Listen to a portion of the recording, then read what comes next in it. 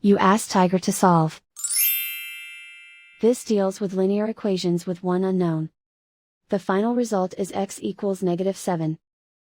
Let's solve it step by step. Group all x terms on the left side of the equation. Subtract 2x from both sides. Group like terms. Simplify the arithmetic. Group like terms. Simplify the arithmetic. Group all constants on the right side of the equation. Add 3 to both sides. Simplify the arithmetic.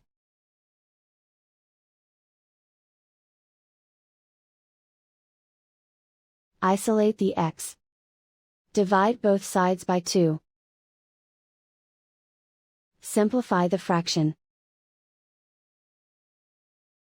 Find the greatest common factor of the numerator and denominator. Factor out and cancel the greatest common factor. And so the final result is x equals -7.